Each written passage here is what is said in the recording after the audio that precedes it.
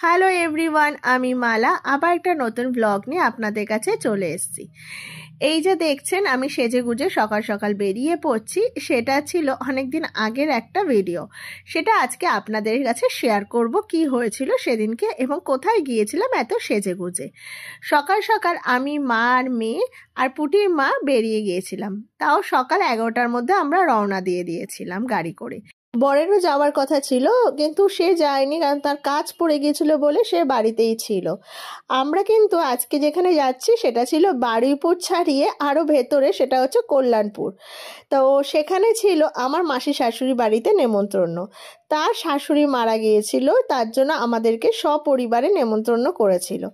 এর আগে যে শ্বশুর মারা গিয়েছিল তখন আমরা যেতে পারিনি। তো এবার আমরা বললাম ঠিক আছে, এত ঠান্ডার মধ্যে যাই একবার ঘুরেই আসি, কেননা নেমন্তন্ন রক্ষা করাটাও কিন্তু একটা কর্তব্যের মধ্যে পড়ে।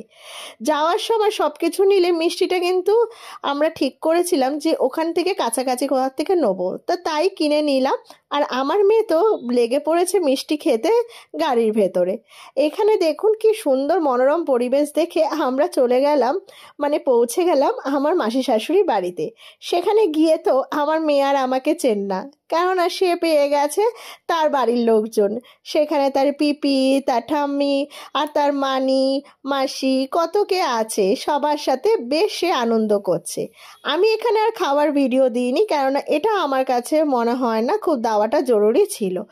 খাওয়া দাওয়া শেষ করে আমরা চলে গিয়েছিলাম এদিক ওদিক একটু ঘুরতে, মানে গ্রামের পরিবেশটা একটু ঘুরে দেখতে।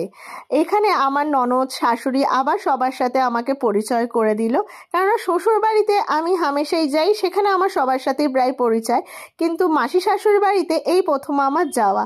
তো সবার সাথে পরিচয় করে দেওয়াতে বেশ তাদের সাথে একটু গল্প করলাম, তাদের বাড়িও একটু ঘুরে দেখলাম। আর এই গাঁদা ফুলের গাছগুলো দেখেছেন, এগুলো মাসিকে জিজ্ঞাসা করলাম, বললে এগুলো লাগাইনি, গাছগুলো নাকি শীতকালে একটু ফুল ফেলে দিলে এমনি উঠে যায়, খুব ভালো লাগলো কিন্তু। তারপরে এই যে পুকুর পাড়, এখানে সবাই মিলে বসে গল্প করছিল। আমার মাও চলে এসছে বসে বসে একটু গল্প করতে, কেননা সবার সাথে ওইরকম করে মা তো আর গিয়ে আলাপ করতে পারছে না, তো এক জায়গায় বসে মা গল্প করছিল। আর আমিও এদিক ওদিক আবার ঘুরে দেখছিলাম খড়ের গাদা কি সুন্দর। আবার এই দেখুন কত গাঁদা ফুল ফুটে রয়েছে চারদিকে।